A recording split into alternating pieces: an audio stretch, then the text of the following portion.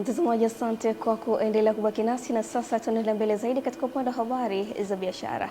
Wakulima katika wilaya ya Mtwara mkoani Mtwara wameshauriwa kutumia maeneo yao ya kilimo kulima zao la ufuta badala ya kwenda mikoa mingine na kufyeka misitu ili waweze kulima zao hilo, kwa kuwa ardhi yao inastawisha vizuri zao hilo linaloweza kukuza uchumi wao kwa haraka. Mwandishi wetu Adam Malima kutoka mkoani Mtwara ana taarifa zaidi.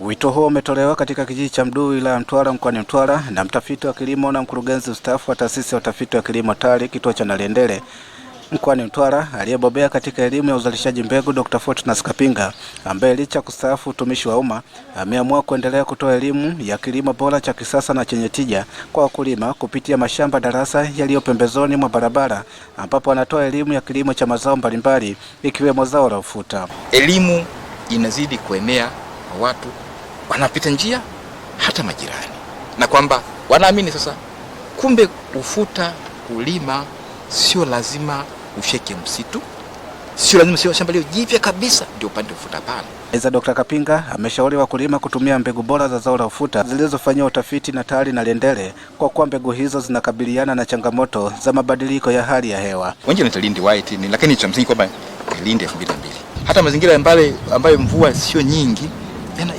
unapata wana siku 100 mpaka 100 siku 110 unaweza kuta ufuta umeshakoma. Kutoka mkoani Mtwara, Adam Malima, Channel 10.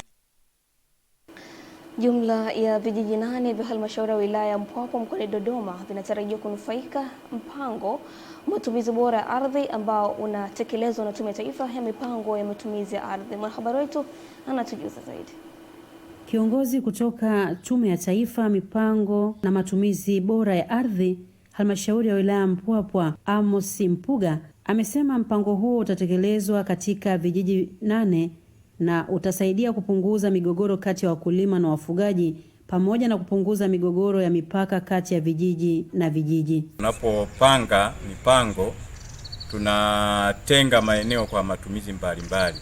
Maeneo hayo sasa yatawekewa utaalamu wa namna bora ya kuyatumia. Kwa upande wake, mkurugenzi mtendaji wa halmashauri ya Mpwapwa Bi Mwanahamisi Ali amesema mpango huo utakuwa ni chachu kwa halmashauri hiyo kwa kukuza thamani ya ardhi, lakini pia itakuwa mwarobaini wa migogoro ya mipaka, huku kaimu afisa ardhi wa wilaya Mpwapwa Jeni Mbelwa akibainisha namna itakavyosaidia jamii kuijengea uwezo katika matumizi bora ya rasilimali ardhi na kusaidia kutunza mazingira. Nashukuru sana tume, kwani leo hii tumewapokea na tutakuwa katika zoezi hilo la kuandaa mipango matumizi ya ardhi. Uandaaji wa mipango matumizi ya ardhi ya vijiji katika wilaya yetu ya Mpwapwa inatusaidia sisi kama wataalamu ngazi ya idara ya ardhi kuweza kusimamia vizuri. Kwanza wananchi watapimiwa maeneo yao na maeneo yatakwenda kupanda thamani.